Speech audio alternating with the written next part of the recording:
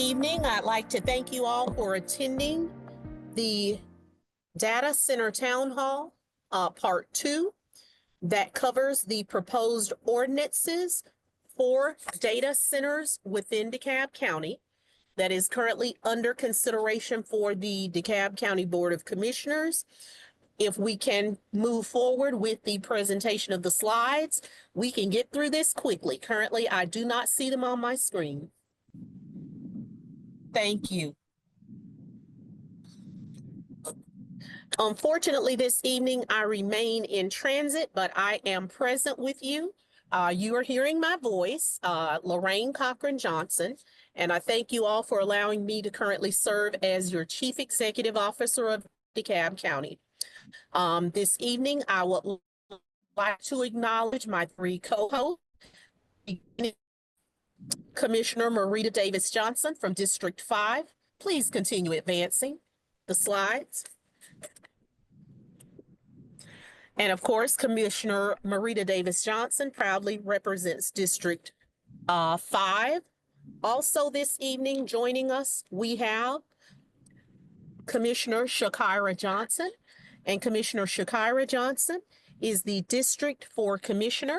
And at this time, I will yield to her for comments. Thank you, Madam CEO, and welcome to the Data Center Town Hall 2. Just want to, first of all, thank Madam CEO and her team and the planning team for all their hard work on the text amendment as well as this presentation. I think it's very important that we did this work as well as do this presentation when it comes to data centers, and make sure that we have rules and regulations in place that the community wants,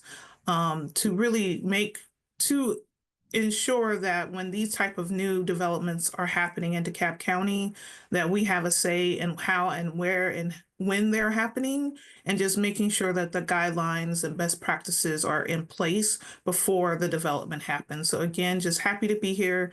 Thank you for this opportunity. I hope everyone finds this evening very informative. Thank you. Thank you so much, Commissioner Johnson.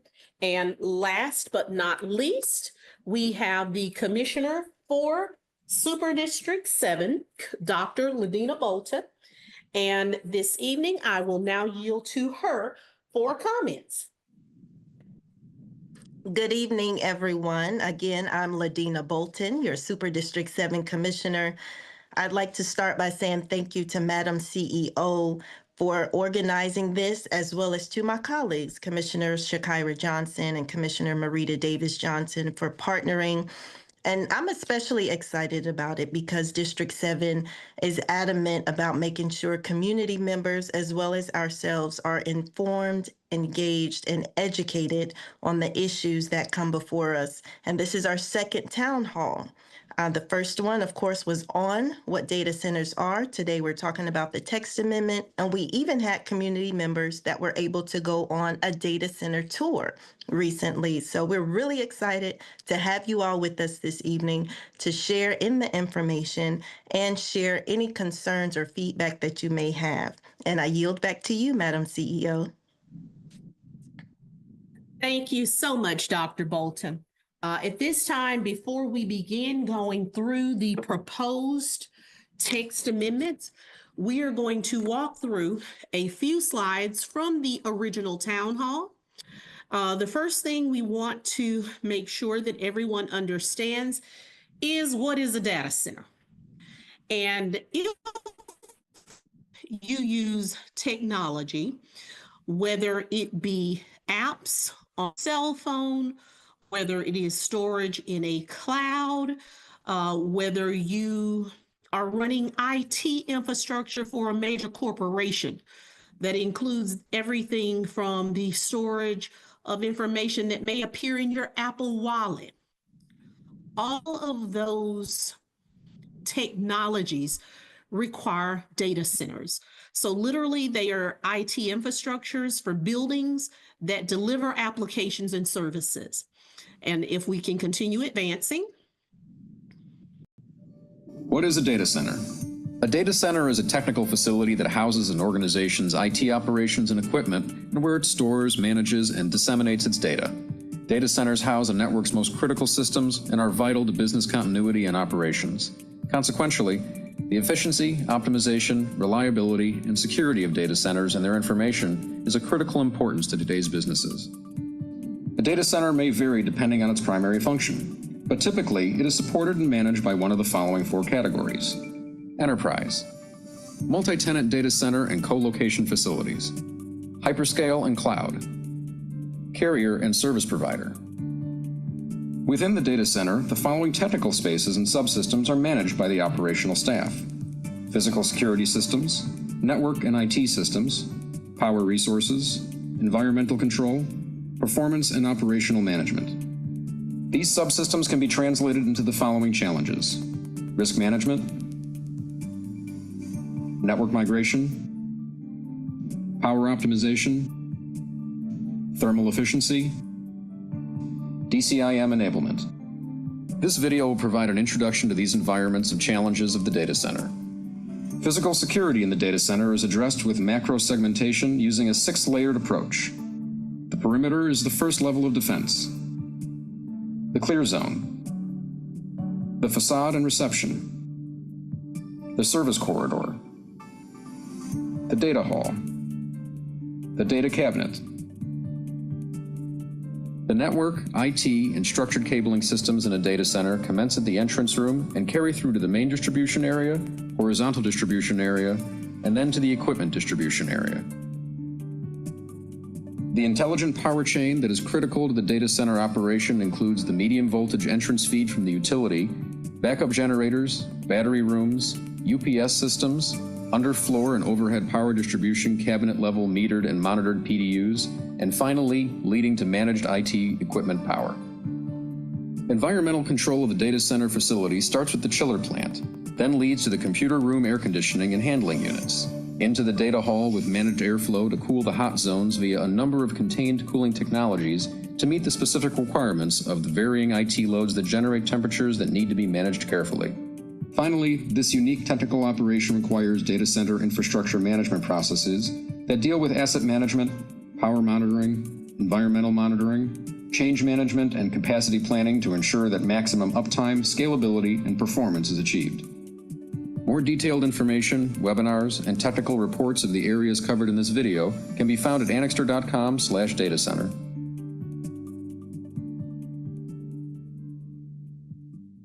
Thank you so much for sharing the video. We will continue with the slide presentation. So many have asked, why are data centers critical for business today? And data centers continue to grow because of the exponential growth associated with the use of cellular technology, as well as apps and also artificial intelligence. Everything from our banking that we do online and video streaming also requires storage in clouds and through data centers. So they literally ensure that data is available and that it's also reliable to facilitate the needs of consumers. And without data centers, businesses would struggle. Information would not be stored or secure. And also it would potentially require or result in downtime, data loss, and reduced productivity. The next slide talks about important factors that are associated with energy and cooling, but I think the pros and cons sheet, this is good. We can see it clearly now. Some of the issues that are associated data centers include high energy consumption. Data centers are one of the most energy intensive types of buildings. And for those of you who utilize computers, if you've ever used your computer and it sits for an extended period of time, often you will realize that it is sometimes I spend hours that I have to about it cannot sit on my legs because it heats. So that is the issues that are associated with data centers, because when you bring together all of the creates heat, And that heat must be cooled, because even with a cell phone, if a cell phone begins to overheat,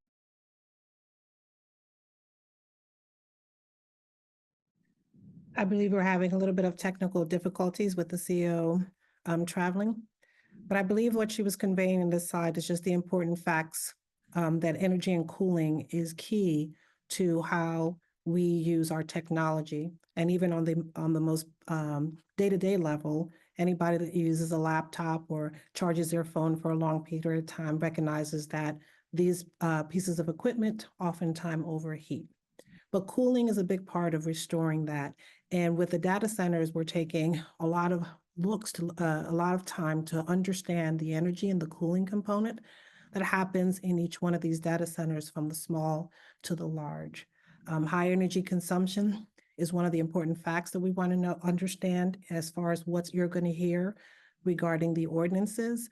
Cooling is the critical part to make sure that the data centers are cooling at an efficient level so that they can perform optimally, and of course, backup power, and how all of that works in well-run data centers in a way that is sustainable, that does not affect our surrounding communities.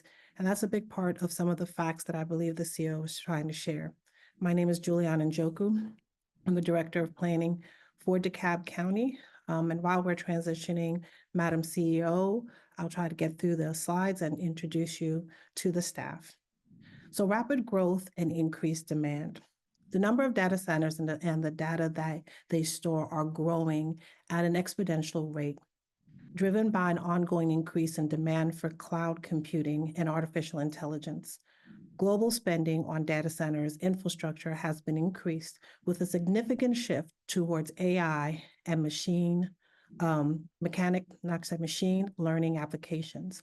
This slide is conveying that we are moving in a direction where more technology is becoming more intricately a part of the day-to-day operations of our lives. And as that continues to happen, they represent the demand that are leading to what most experts are calling future jobs. Next slide.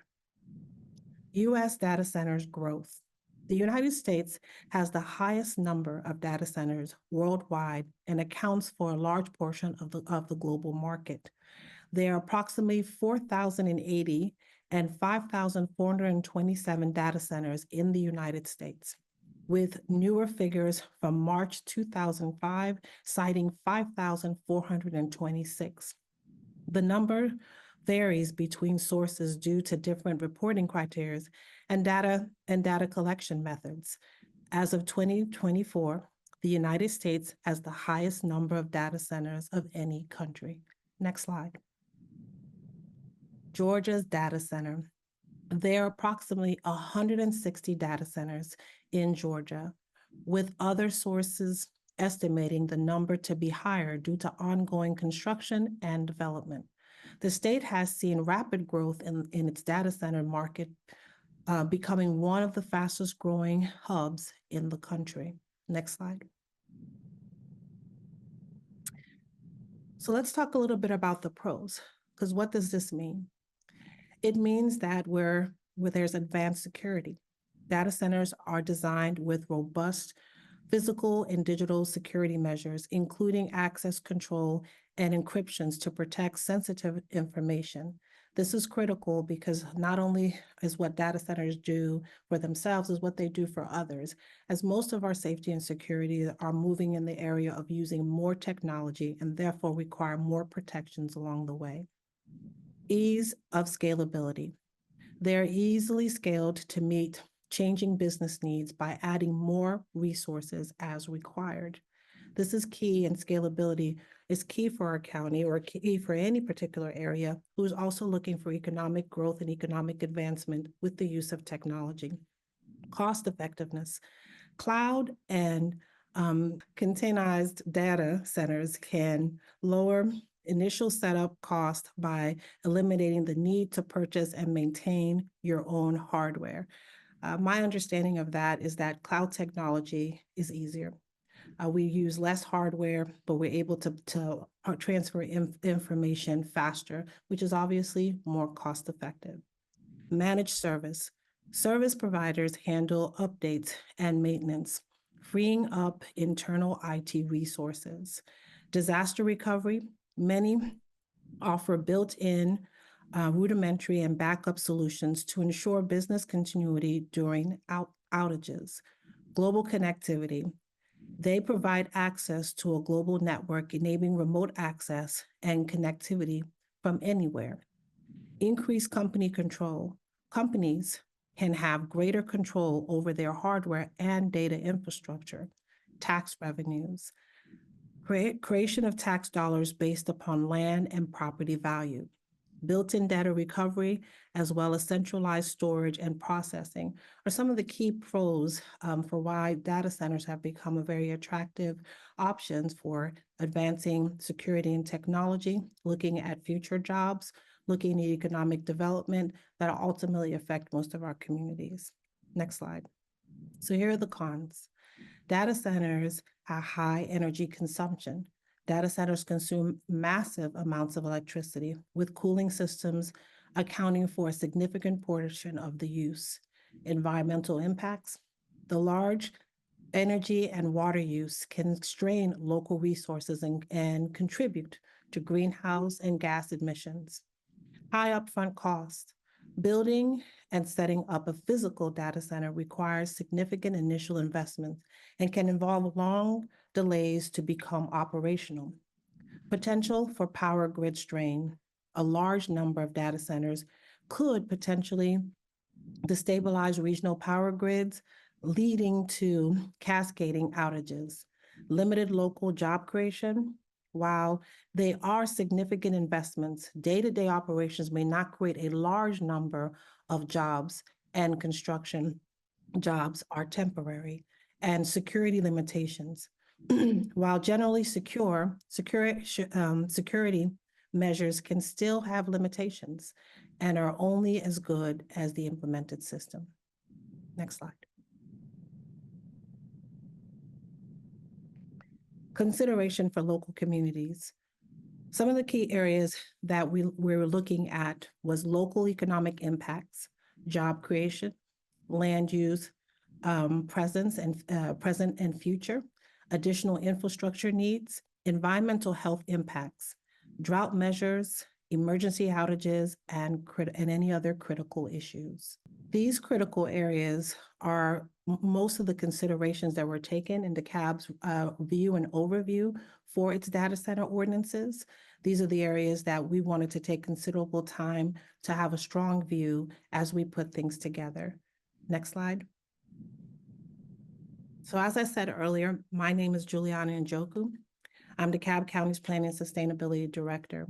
I'm very happy and excited to be a part and to join this great team that has worked diligently to make sure that those community needs that we highlighted in the previous slides, plus the information that we provided, specifically looking at what we can possibly do to address the cons and to be excited about and give avenues to the pros of data centers, we're all putting together when we go through our ordinance or our proposed data center ordinance. Next slide. I would like to introduce two of the team that have come together to really take a strong focus on data centers. First, I would like to introduce you to Tricia Prevost, a senior planner, is currently the senior planner for DeKalb County's Long-Range Planning Division, where she manages the small area plans and other land use related projects. Prior to relocating to Atlanta, Tricia received her master's in urban and regional planning from the University of Florida, while working as a planner in Kissimmee, Florida. In addition to that, I also like to introduce you to Rachel Bragg, the Planning and Zoning Manager. Rachel serves as our Planning and Zoning Manager here in DeKalb County, where she oversees zoning entitlement, guides, code updates, and supports multiple boards and commissions involved in land use decisions. With a background in historic preservation and urban planning, Rachel brings a thoughtful approach to balancing growth and community character. I'd like to introduce you to the both of them and start with Tricia Prevost, who will be presiding over the presentation you're going to hear tonight. Thank you. Hi, good evening, everyone, and thank you for that wonderful introduction, Director Njoku. So like she said, my name is Trisha Prevost. I'm the senior planner with the long range planning team, and I've been working on this data center ordinance for the last year or so, and have had it's been very rewarding to work on this policy as well as hear from the community and conduct this research and policy development over the last several months. So if you've attended any of the community council meetings recently or the planning commission meeting last week, some of this may be familiar to you. But I would just like to go through our current draft and explain where you can view that and read the draft as well as engage in this process. So first, this data center ordinance, the goal for this is to establish land use regulation for data centers. As you may know, DeKalb, prior to this ordinance, DeKalb has not had any regulations surrounding data centers. And they really haven't come up as an issue until very recently for many of the reasons that Madam CEO and Director Njoku discussed earlier. There is currently a moratorium on data centers as a use that has been extended by the Board of Commissioners to December 16th. This has given us ample time to develop this policy and in order to ensure that we're not taking on any applications or any more applications that would not meet any of these regulations. On September 30th, we received a full cycle deferral from the Board of Commissioners. This is where we presented draft 2 that we felt was also not sufficient at the time. And so we put in a lot of work, took back all of that community feedback, spoke with both data center developers as well as environmental groups, law groups, our own legal department. We had those continuing discussions in order to develop draft 3. Which we then presented to the community councils and to the planning commission on November 6th. And then finally, we'll be going to the Board of Commissioners on November 20th, which is a public hearing and where people will be able to speak on that. So very quickly, I know we already went through a lot of this, but the reason why this has become such a hot topic recently is because of the emergence of AI processing. So for a long time, cloud computing that was we had the ample data centers to meet the needs of cloud computing on all of these web-based applications that run a lot of the functions of day-to-day society. However, AI processing takes significantly more energy and more data and more server space and just a lot more resources. And so that's why this has become why you've seen such a sharp increase in data center development, not just in Georgia, but across the country and internationally as well.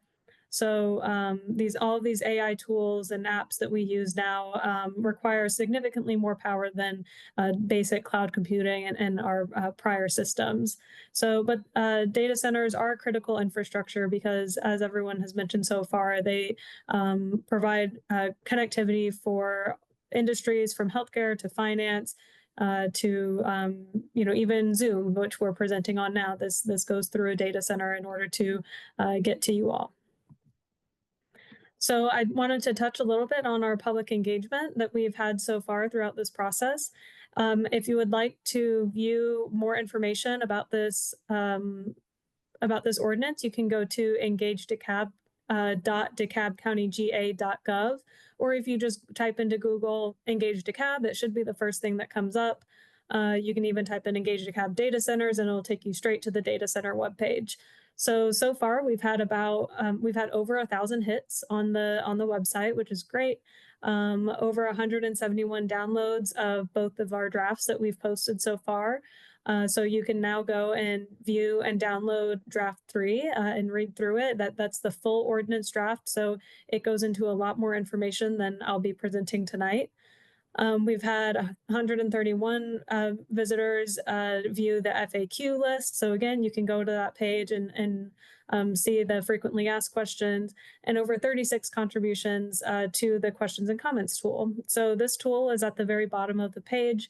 And it's where you can submit any questions or comments, and they go directly to my inbox. And so we see every single comment that's made. We don't respond to all of them, but we do take them into account.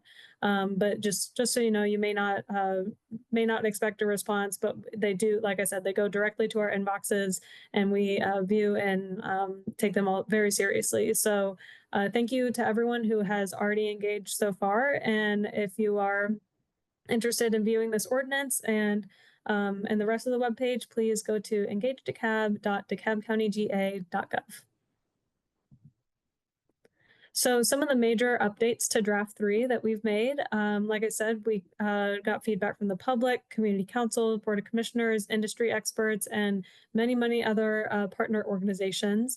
So with that, we made updates to the classifications of data centers. We now have 4 different classifications, the permitted locations, the zoning districts, and so on, as well as buffer requirements, distance requirements. We updated the application requirements. So these are the required documentation and other parameters that each applicant will have to provide. Architectural requirements, as well as noise and maintenance requirements. So I'll go through each of those sections in this presentation. So first are the data center classifications. We have minor, medium, major, and campus data centers. So minor data centers are less than 20,000 square feet. These are meant to be very, very small scale operations. These may be more like support services for businesses, for a specific business, and maybe not so much kind of a co-location facility. And again, under 20,000 square feet, they have significantly lower energy requirements, so they likely do not require a substation. This is determined by the power provider, but from our observations, anything under 20,000 square feet likely is not producing enough power to require a substation. The medium data center, this is the one that we added. It is between 20,000 and 100,000 square feet. We added this one because originally the major data center classification was from 20,000 to 500,000 square feet. And the public felt that that was a really wide range. You don't really know what you're getting with that big of a range. And so we added in another one, the medium data center. For a while, we were calling this major data centers under 100,000 square feet. That's a bit of a mouthful, and our legal team advised us to just make a new classification rather than trying to qualify an existing one. So we already had regulations for anything under 100,000 square feet. We just renamed it, made it a little bit neater and a little more easier to interpret in the code. So those are between 20 and 100,000 square feet. They may or may not have a substation. Again, from our observation, the 2 examples that I can think of were both around 80,000 square feet and did not have a substation. So again, they were operating under that 10 megawatt requirement is usually where you start needing a dedicated substation. And so these were all under that example, or under that threshold, sorry. Then we have major data centers. This is, again, between 100 and 500,000 square feet. These likely have a substation. Again, they may or may not, depends on the utility provider and the amount of power required. These are going to be allowed only in industrial areas. And then finally, we have campus data centers. These likely have 1 or more substations, and these are anything over 500,000 square feet. So these are maybe the larger, or some places call them hyperscale facilities. We went with campus because they also often have multiple buildings. And so we have very specific requirements for each of these. But again, you can read more in more detail in the ordinance as well. So for the permitted locations, we added that medium data centers are permitted in office institutional and office distribution with a special land use permit. So any medium data center, so it's anything under 100,000 square feet, would be required to receive a special land use permit in OI and OD. But they would be permitted by right in the industrial zoning districts of M and M2. Major and campus data centers would require a SLUP in any of those in they're not permitted in OI and OD, but would require a SLUP in M and M2 as well.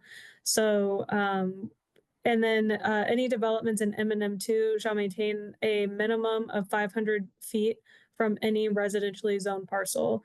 So with these maps here, I know they're kind of zoomed out pretty far and they may be difficult to read. So it's really just to give you an idea of the sort of industrial hotspots in DeKalb County. And we kind of wanted to put in some parameters to show us, okay, if we increase this distance or decrease this distance requirement from 300 up to 750 feet, how does that impact the amount of available land? And so that gave us a good idea of where these might be located and how these distance requirements would affect the amount of available land. So we actually, in draft 3, we increased this distance from 300 feet to 500 feet based on community feedback. However, we felt that that may impact too much industrial land. And so we did add a provision that for any developments bordering an interstate roadway, state highway, or major arterial road shall be permitted up to 300 feet from residential on the side of the property where that roadway is. So it's not for the entire property, but just on that side of the roadway. We felt that was reasonable because interstates, major arterials, these major roadways provide a natural sound barrier that it may not, that a data center development may not impact the community or any nearby neighborhoods quite as much because of that roadway. So that just, again, gave us some more wiggle room when it came to the amount of available industrial land. Next is the data center application requirements. Now, this is the real meat of the ordinance. So I really, this slide is condensed down so much, and I really, really encourage you to read through this portion of the ordinance, because for each of these required plans and assessments, we have a very, very long list of very detailed requirements that each of these would have to provide, particularly when it comes to the water consumption and sewer update plans. We worked very closely with the DeKalb Watershed Management department, and they provided the exact kind of requirements that they would want to see in this ordinance, and the exact sort of impacts that they would need to assess with any new developments. And so, again, it's not shown on this slide. It would be far too much to go through line by line, but I encourage you to read through these sections, but I'll just go through them very briefly. So the first assessment that would be required is the noise impact assessment. And this would be assessed from 500 feet of the development. Again, that's the distance requirement we have. And I'll go through the sound requirements in just a moment, but we did reduce the decibel requirements based on community feedback. And so I think originally it was about 80 decibels. We brought that down to 65, I believe. And so they have to provide that noise impact assessment, a water consumption and sustainability plan. So I know water is a huge concern when it comes to data center developments. We are requiring a closed loop system. So that means they are not continually drawing water and evaporating it for cooling and then having to continually draw on that water supply. They will be required to only draw an initial amount of water and keep recycling it. So a closed loop system significantly decreases not only the amount of water that they take in, but also the amount of water that they put out. So I know that there's also concerns about sewer, DeKalb sewer, and sewer system and the strains that could be put on that. But in a closed loop system, they're taking in and putting out very, very, very little water. And the water that they do maybe have to dispose of, there are very specific methods and assessments that go along with that when it comes time for disposal. But this uses significantly less water, and they can recycle that water for years. And so it's a very, very efficient system. We've defined it in our code to ensure that multiple different types of closed loop systems are accommodated for. And so, yeah, that's a huge part of this ordinance in order to decrease the impacts on water. The energy consumption and sustainability plan This includes any sustainability measures that they are taking from either renewable resources or rooftop cisterns to collect water that they may not even need to draw from DeKalb's water supply. We also require a decommissioning plan. So this is in the case that a data center is no longer operational, what they will do to sustainably dispose of any equipment or any plans for reuse of the building. Then we have our stormwater management plan. This is fairly standard for any new development. I already touched on the sewer update plan, but again, provide any level of detail for what they will do to improve DeKalb sewer system, or at least mitigate any negative impacts on it. A tree preservation and reforestation plan. Just basically, what trees will they keep on site, how they will replace any trees that may have been removed. A lighting plan, and this must show that the lighting is compliant with dark sky design in order to provide more, environmentally friendly lighting plan. A transmission line impact assessment. This was a huge concern for the community. So this way they will have to submit with their application exactly if they are requiring any new transmission lines, where they will be, and provide that up front, as well as, and then finally, we do have a provision that the redevelopment of any existing sites will not be required to receive a special land use permit. So we want to encourage sustainability. We want to encourage adaptive reuse. And if we can prevent the development of any vacant or previously undeveloped lots, then we want to encourage that adaptive reuse and go ahead and reuse any existing industrial land, any existing industrial developments, rather than building on undeveloped land. So like I said, all of these will be required for any application. This is not for special land use permits. And in this case of a special land use permit application, these plans would be available to the public for any application, but in the case of a special land use permit, the public has a chance to speak at public meetings and provide direct feedback on any of these plans. For any of the zoning districts where it's permitted outright, these would just be provided to staff and used in the zoning review, and they would be available to the public, just not maybe for public comment.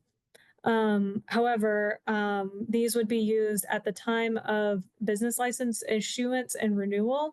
Part of the enforcement is to ensure that these plans are being met. And if they're not being met, then they may not receive their business license renewal or their initial business license. So this is just a way for us to provide that level of transparency, as well as provide a method of enforcement. So next, the architectural requirements. So building height shall not exceed 75 feet. We did increase this from 50 feet, just based on some of our observations of data centers, as well as, again, wanting to promote a responsible land use. We did increase this in order to allow them to build up, not out, because again, that promotes a better land use. And then any additional rooftop equipment can be an additional 30 feet on top of that. So the maximum height would be about 105 feet for a normal data center.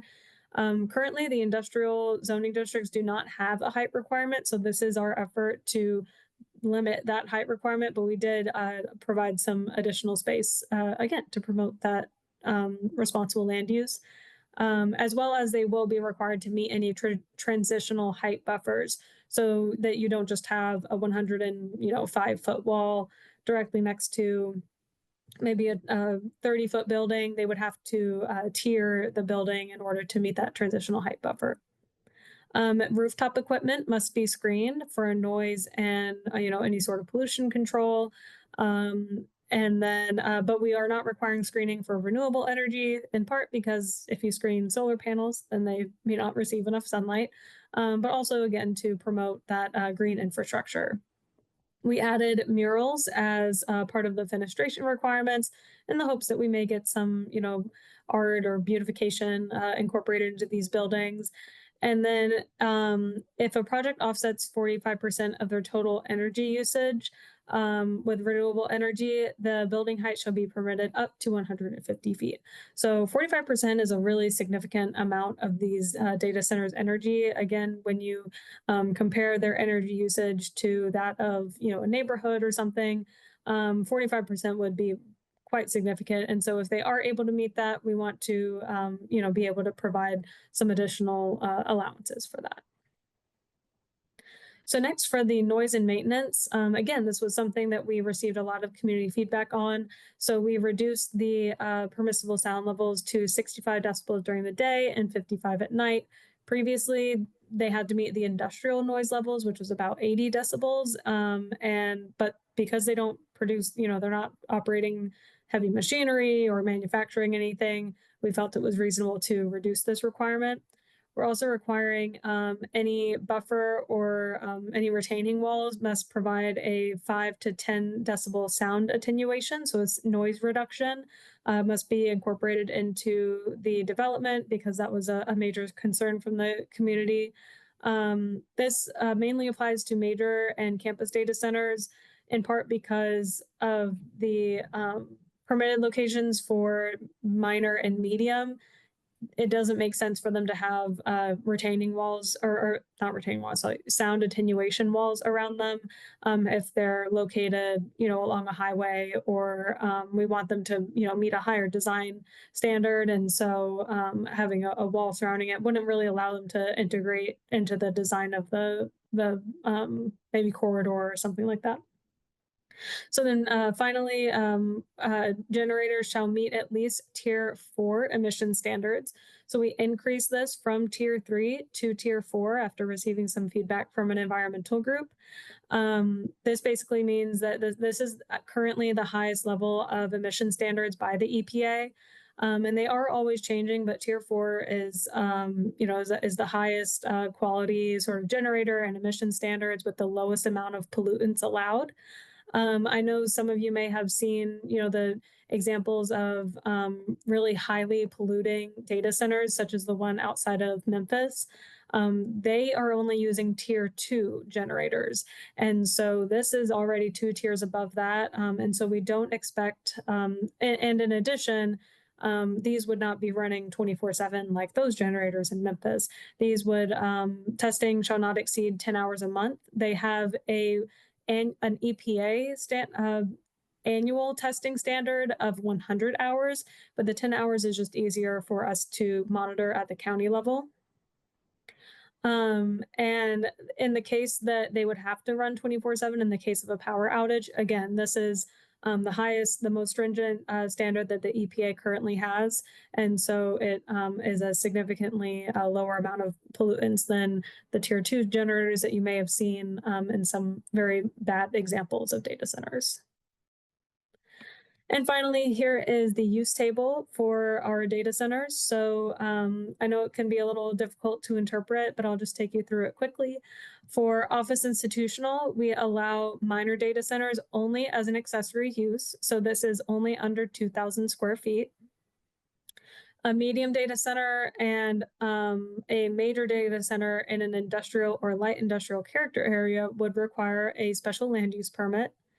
And same with office distribution, minor data centers, so that's up to 20,000 square feet, are permitted by right, as well as in M and M2. Again, these are very small scale developments. Medium data centers up to 100,000 square feet would be permitted by right in the industrial zoning districts.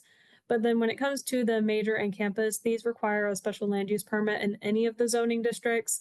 They also are required to have industrial and light industrial character areas. So the underlying future land use also has to match that zoning. And so that may be, an additional application that they'll have to submit as well if those don't align. So then when it comes to parking spaces, it's one space for every 2,500 square feet of floor area.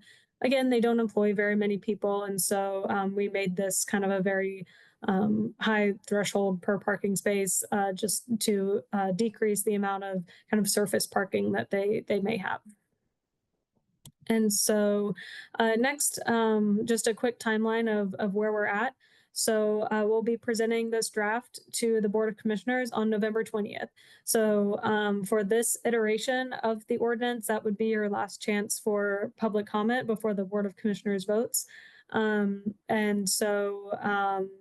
And then the moratorium will end on December 16th unless the Board of Commissioners votes to extend it. If we do need more time, if this does get deferred, we may need that moratorium extended. But yeah, this is where we're at right now. But again, we're always taking comments on Engage DeKalb. And I believe that is, oh, sorry, one more quick slide. So again, just to put a bow on this presentation, our goal with this is to create layers of accountability. We really want to be proactive in this ordinance rather than reactive. We don't want to, allow data center development and then years down the line realize, we maybe shouldn't have allowed certain things or done things differently. We really wanted to have as much kind of foresight as we possibly can. And special land use permits allow for that transparency as well as public input. And we've also throughout this process have done our best to keep the community engaged and informed through public comment, our community councils, planning commission, and board of commissioners. So again, thank you to everyone who has engaged so far and will continue to engage. And I believe, yes, that's all for me. Thank you. Thank you so much, Tricia. I really appreciate your presentation. Now we're moving to the segments for any additional questions that might have been asked. And I don't know if I wanted to give a moment out to see if Madam CEO is back online and if she wanted to say any words before we went to any of the question answers. No, I am back, and thank you all for jumping in during technical difficulties. I will allow you to continue the presentation. Okay, great. I believe in this point of the segment where we'd be able to source our questions from would be, now I need technical assistance so that I can see if there's any questions that need to be read out. Here we have online not only Tricia and myself, but we also have Rachel Bragg from our zoning area, so we can possibly be able to dig into any additional questions that might need to be asked. Yeah, good evening, everybody. Thanks for being here. Let's see if I can look online. Okay, good. There are some questions that I've seen coming in. Sure. I don't know if they've been answered live or they're just, okay, they're patrolling. Yeah, we can start grabbing some out of here. Okay. So one of the questions is about water use, and is DeKalb able to get transparency of the resources that will be needed and its proportion to what individuals need, as well as the efficacy of closed loop systems. So we do understand that there are different levels of efficacy of closed loop systems. So that's part of the review process and part of the requirements for the applicants to submit not only a water plan, but a sustainability plan. And so with a closed loop system, the way that works is they would fill their system one time, and then there may be additional top-ups over time, but that is also regulated not only by DeKalb, but also by the state. Someone else said, Virginia is one of the states that has the highest data centers. Are we able to speak with their leaders and legislators to see how it has impacted individual utilities and or bills? So we didn't go into it in this one, but if you've been with us at community councils or at other phases of the stage, we talked about all of the different municipalities and experts that we talked to get to this point. So we definitely met with Loudoun County, Virginia, and they've been working with data centers since the 90s. And so we were able to learn a lot from them, and a lot of what the regulations that you're seeing in this come from that conversation with them. So they've only recently started implementing zoning regulations. So this is actually a more comprehensive regulation than what any of the municipalities in Virginia currently have. Absolutely.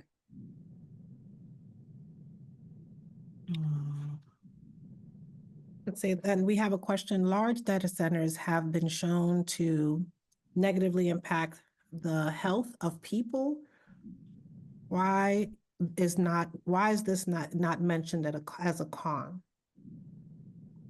Well, what I would say is that since we have not, or let me backtrack. In our research, we have not gone into all of the health things that may or may not have happened to individuals.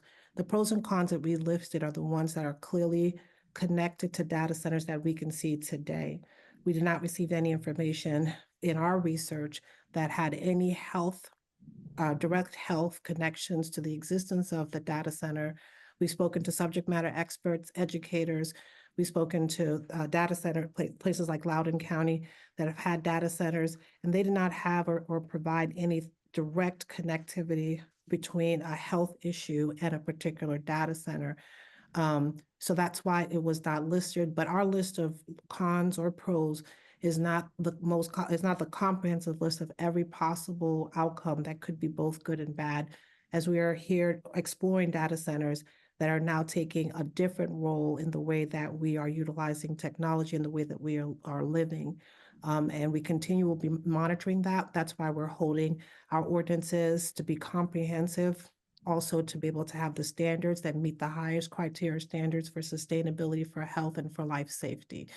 That's why our data centers are going through public comment and all the things that we have put in place in this specific ordinance. So if there's any connection that might have come out or might come out of that, we would be at least alerted or aware to make any necessary adjustments. But that's why it was not listed. The list that we provided was a snapshot of both the pros and cons.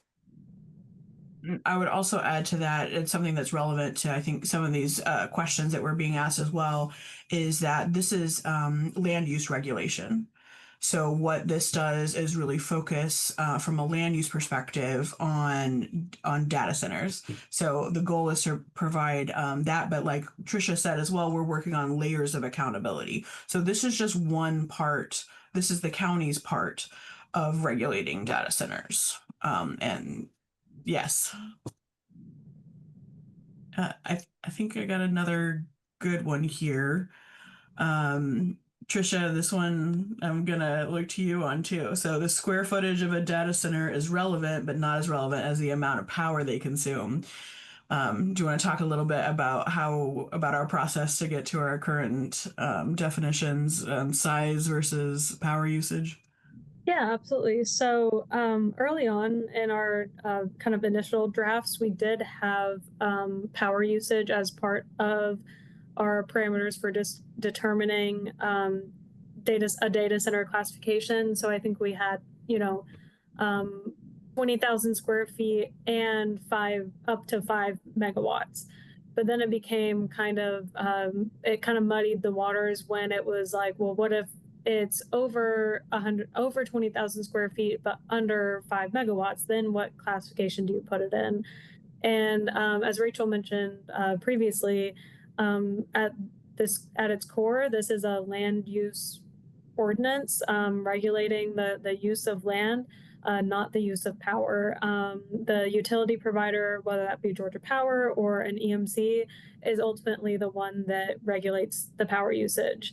And in our discussions with them, we tried equating size to power usage, but there's a couple issues with that. Is one that it's not always an apples to oranges comparison, or apples to apples comparison. It's often apples to oranges, as well as the technology advances, it may actually become smaller or use less or more power. Some of them, the buildings might be getting smaller, but their power usage is going up.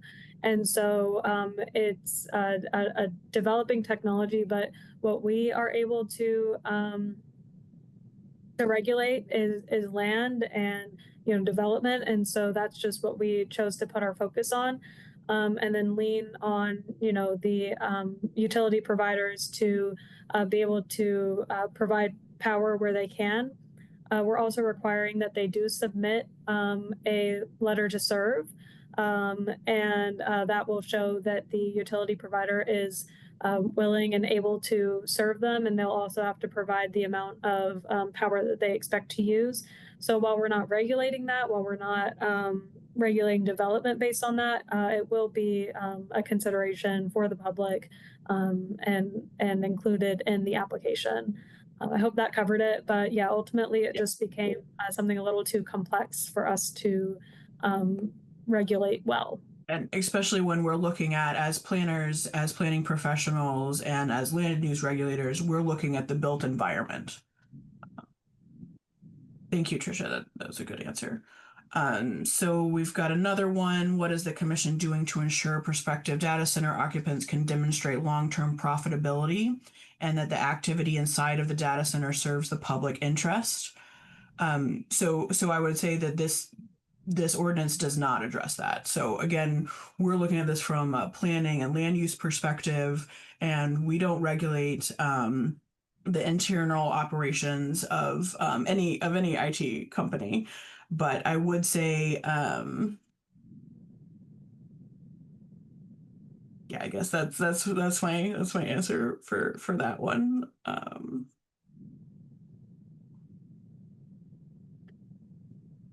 Will we share this presentation? I think we can put this on Engage DeKalb. Great. Yeah, absolutely. Awesome. So yeah, look for this on Engage DeKalb tomorrow and you'll be able to see it.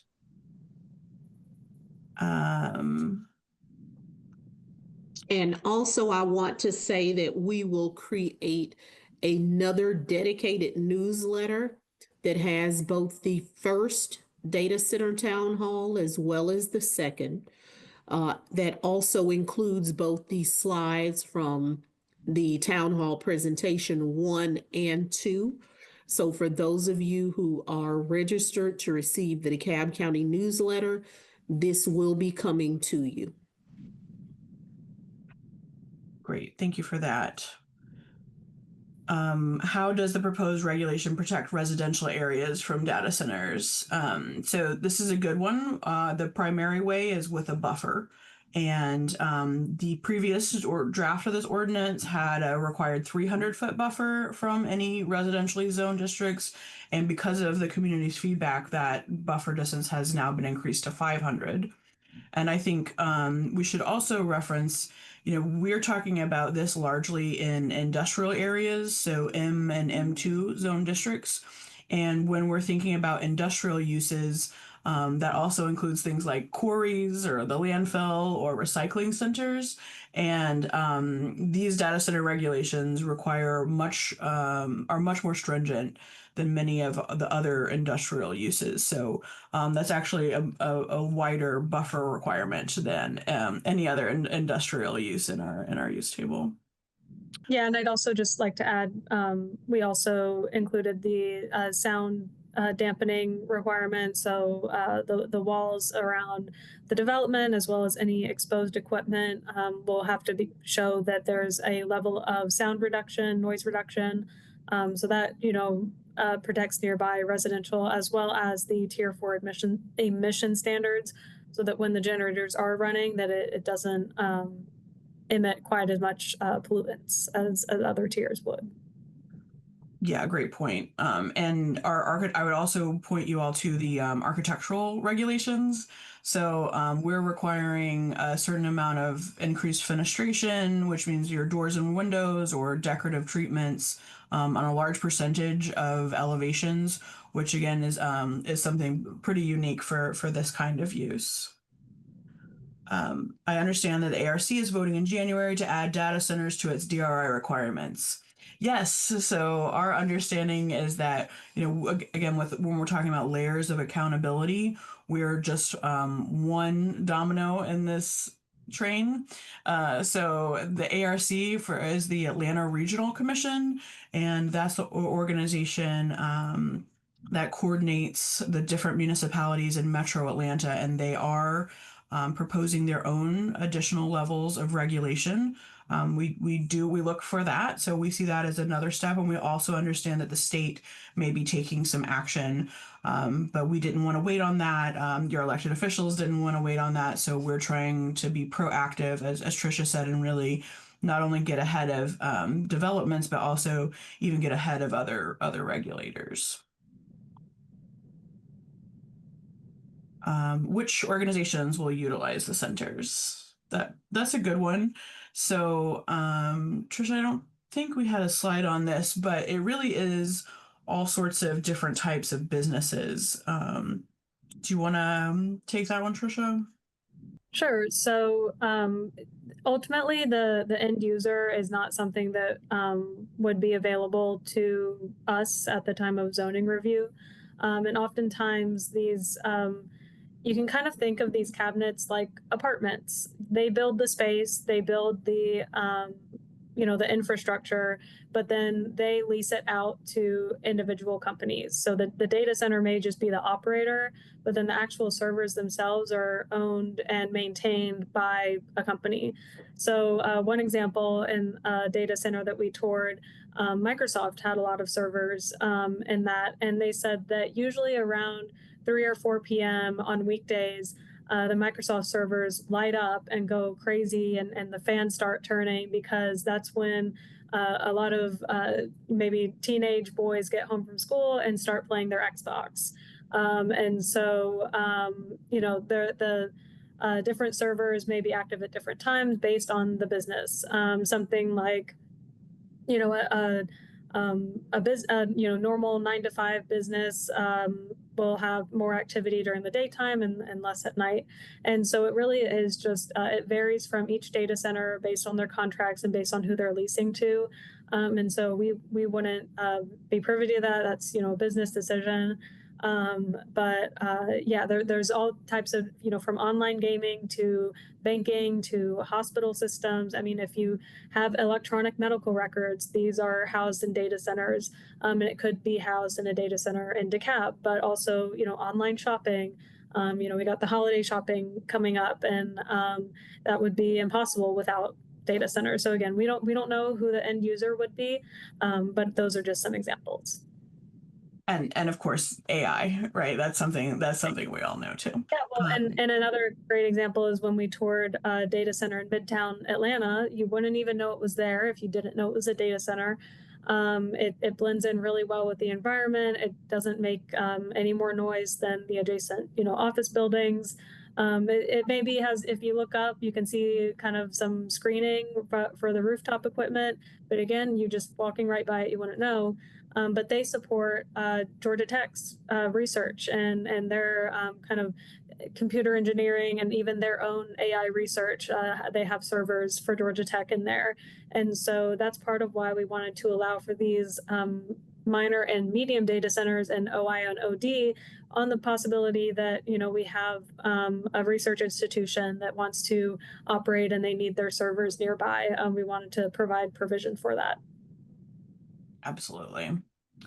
Why is DeKalb County looking to put 1 million square foot data center in a residential area instead of an industrial area? So DeKalb County is not proposing any data centers. What we're proposing today is regulation if someone chooses to seek to develop a data center in DeKalb County. So there is no DeKalb County proposed data center. And I think there's another question like that as well. What are the proposed locations for data centers in DeKalb County and what size are they? So currently the only application for a data center that we have right now is also scheduled to be heard on the November 20th meeting.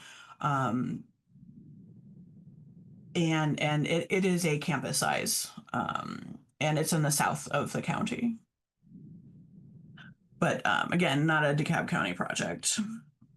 Any chance that especially large centers would create a heat island? I don't. What do you got, Trisha? That's an interesting question. It is certainly possible these servers produce heat.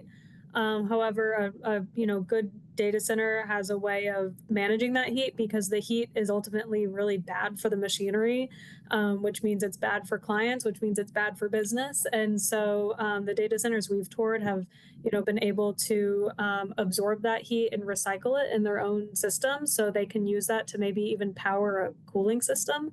It's some really advanced stuff that I am not equipped to explain fully, but they also usually have a false roof that can kind of absorb and insulate keep the building insulated and keep that heat from escaping, or use that false roof as a way to recycle that heat, like I said, for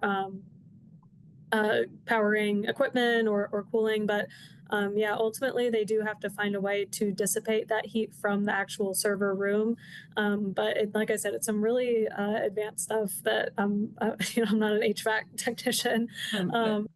It is really cool technology. So there is, of course, a possibility of that heat island, but that would be incredibly inefficient, because that means that they're allowing the heat to just escape rather than being able to retain it and use it for another purpose. And so that's a lot of what we're trying to do with these required plans, is to kind of increase that minimum standard of data center. So we don't want these really bad examples that you see in the news, like Memphis, or I know I keep calling that one out, but that one is really egregious. And so we're trying to use those as what not to do. And so we're trying our best to write these standards in a way that would kind of discourage these bad actors, or these really kind of speculative developments that are just looking to turn a profit. We want responsible operators that will have efficient operations and use these closed loop systems and work on their sustainability programs, and they have to provide all that information up front. And so we're hoping that attracts, like I said, this higher standard of data center development.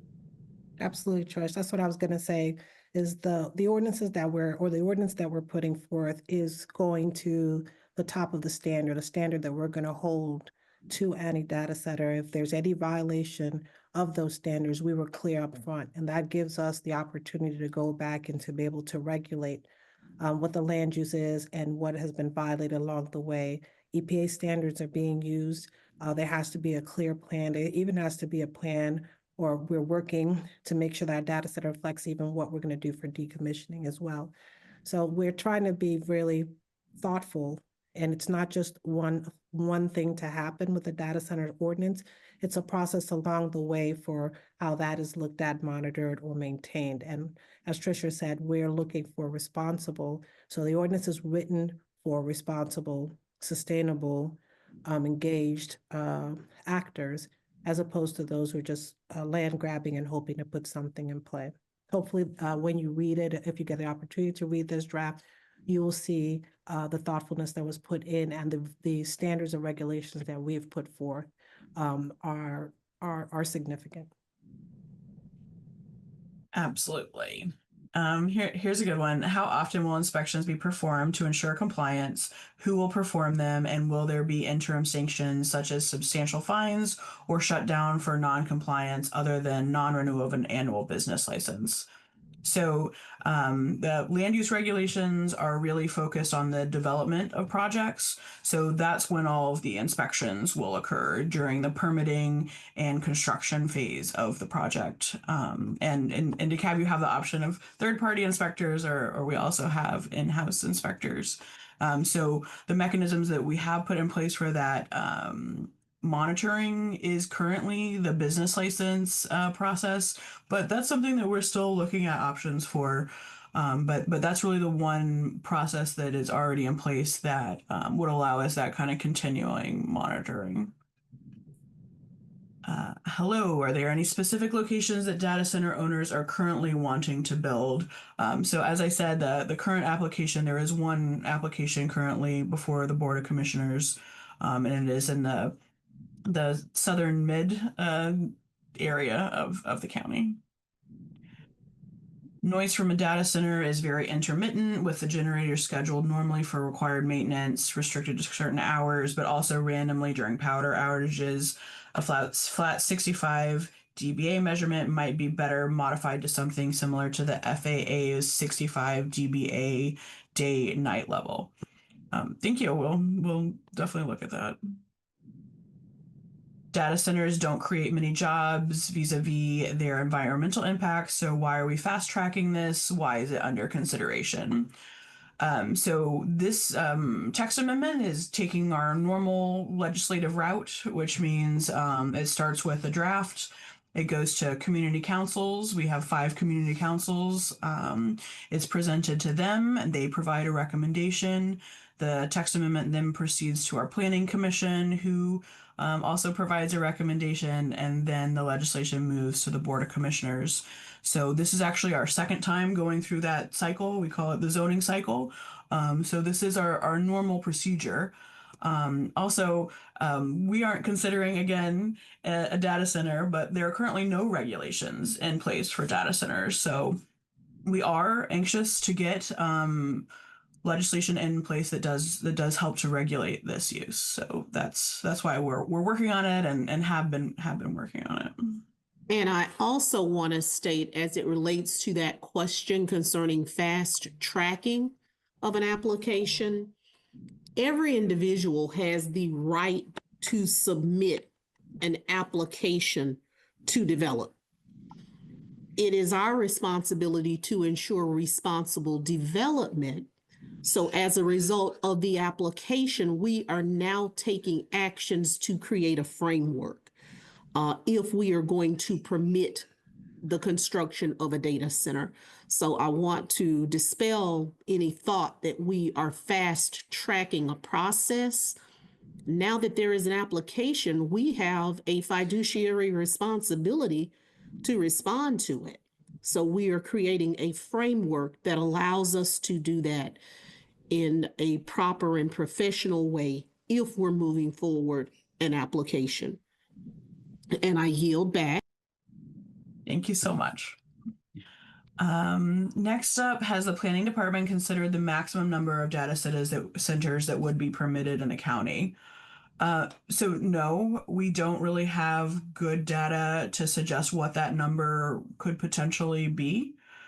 So we haven't considered a total number. It would also likely depend on the size and scale of those data centers.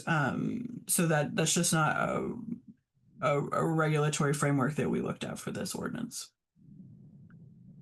Many data center promoters use NDAs that lack transparency, with the rationale that it's proprietary information. Does the new draft prohibit NDAs? No, it doesn't. It doesn't get into disclosure of information, just like the end user. We're not requiring that disclosure. Why was South DeKalb selected for this development of all the counties in the Atlanta metro? So again, the planning department, DeKalb County as a whole, is not proposing to develop a data center. What we're doing is we're putting into place these regulations. But what we did hear from developers of data centers is that they need 3 key things in order to have a data center.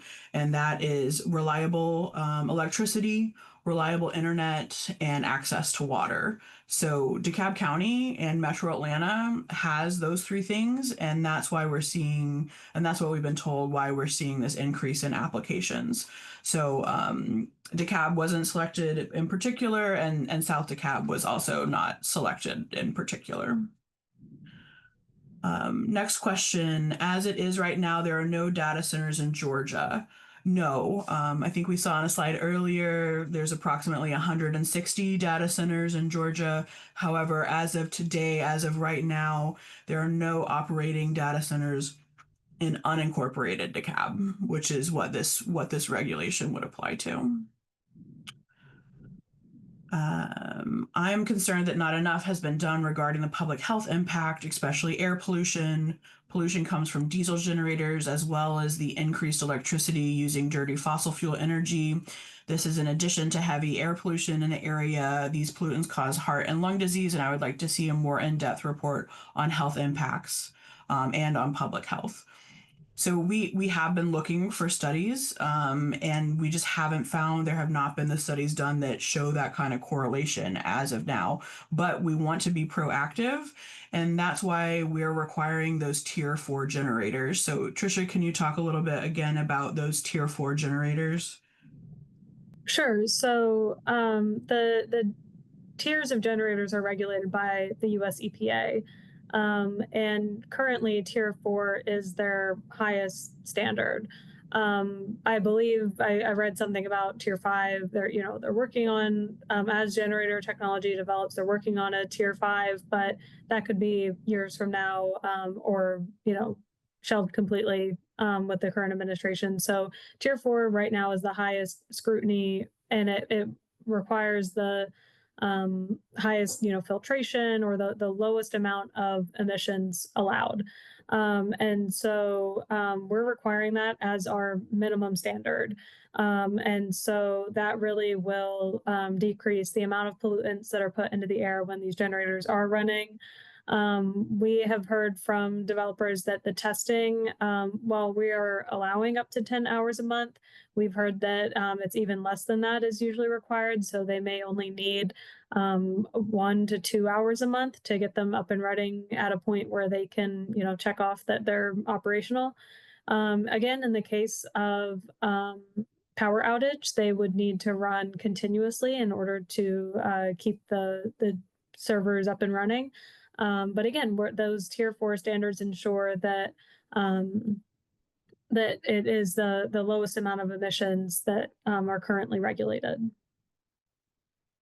And again, the ordinance is written in a way where Tier 4 is the minimum, but if a Tier 5 were to come out, those would be permitted as well. So anything more stringent than a Tier 4 is permitted, but nothing under that would be permitted. And based on the research that we've seen, that's really where potential air pollution comes from, right? Is that it's not, there isn't something else that data centers are inherently doing that's off-gassing or that's producing anything outside of what's, a normal office use would be, other than those generators. Yeah. And I just want to let the panel know, in the interest of time, that we have 5 more minutes. I know we've received a considerable amount of questions that we're trying to scroll through. So I hope the audience is not offended. We're trying to get through as many of these questions as possible. Mm-hmm. And if there's significant questions, try to provide you with answers. I just want the panel to know that there's 5 more minutes. Thank you. I'm willing to be as flexible as we need to be, but I understand we want to be conscious of this time as well. So here's some questions that we've gotten often. What happens to the data center once they age out, and how are they decommissioned or repurposed? So this has come up a lot, and that is actually one of the things that we're requiring from applicants to begin with, is a decommissioning plan. And so we want them to be anticipating that end of life. So the goal is to have them think about the entire process from initial to construction to decommission. Did the developers submit applications in response to a call for applications? No. Again, DeKalb County is not requesting applications. There has been no advocacy for data centers, and that way we haven't requested them. This is in response to initial applications that are brought forward by individual developers.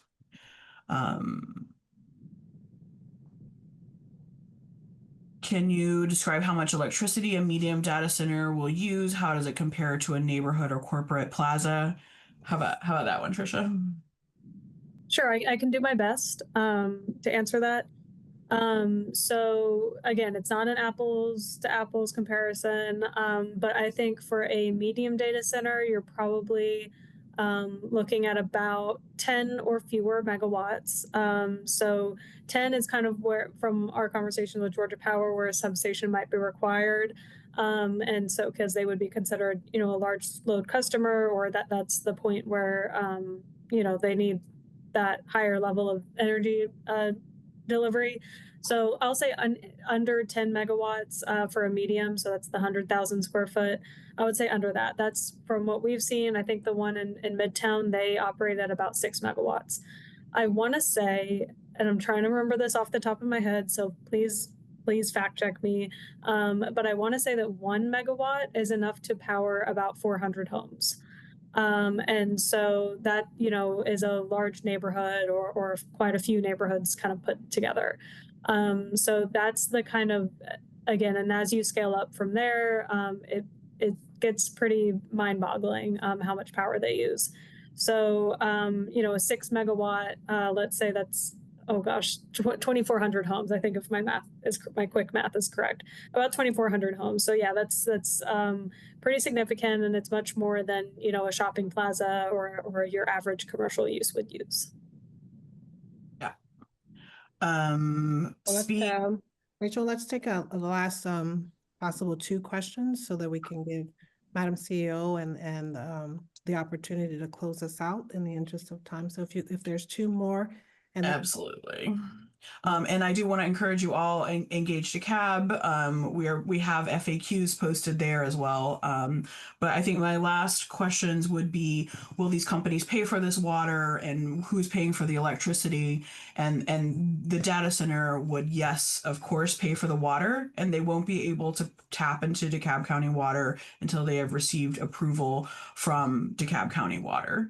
And the same thing with the electrical. The electrical system will pay for their own electricity, and they won't be able to connect to that until Georgia Power or GTC or another EMC has said we have adequate power, or you have to build additional capacity. Yes, and that is a statute from the Public Service Commission, where data centers must pay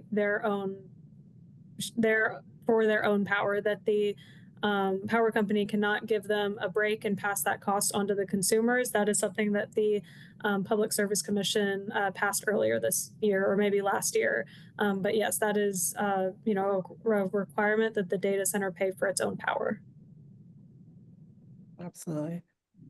Well, I want to thank you guys. And I'm sure there's always going to be additional questions. We will be having a public hearing once again on November 20th, another opportunity, obviously, for us to be able to hear more about your thoughts from the community as we continue to move this forward. The presentation will be provided with different avenues through Madam CEO's newsletter, and obviously there will be additional links for to answer any FAQs or to provide any additional questions that, unfortunately, we didn't have the opportunity to get to every one of them tonight. But we're hopeful that this presentation would have given some additional insights and allowed us some opportunity to engage in answering some of the critical questions that we were able to see. So I'll yield back to Madam CEO to close us out. Thank you, Tricia. Thank you, Rachel, for your time. And please, let's continue to have more conversations with those from the community. We've put a lot of effort to make sure that our commissioners who are here at this town hall, as well as all of their communities that are represented, have the opportunity to put their voice as we try to make sure that we're building stronger communities that are connective and that are able to advance DeKalb County in many different ways. So I yield to you, Madam CEO. Well, thank you so much, Director, and thank you to the team for putting together the presentation and for also doing the research that's necessary to create what would be an adequate framework if a data center should move forward in DeKalb County. I know that there's a great deal of concern surrounding data centers. I've sat here and answered many of the questions that I'm familiar with. I would ask the host to download the questions so that we can continue to answer them and send them out in the newsletter, because many of these can be honestly categorized, and it really breaks down to about 10 different questions to be answered, because many of those on the call have the same questions. So with that being said, at this time, we have reached the 7:30 hour. We want to thank the community members for joining us this evening. I do apologize for not being able to be present because of technical difficulties here, but we are grateful for your care and your concern to ensure that DeKalb County takes the appropriate action. And I do want to say that the Board of Commissioners, on their behalf, will definitely consider the thoughts and the concerns of the community as they move about ensuring that we create best practices. To our co-host this evening, Commissioner Davis Johnson joined us, but did not speak. She said she simply wanted to listen to her constituents. To Commissioner Ladina Bolton, I want to say thank you, Dr. Bolton, from Super District 7 for co-sponsoring, because the current data center that has submitted an application to DeKalb County would be located on the south side. So thank you for being here to hear from your constituents, and also from our District 4 Commissioner Shakira Johnson.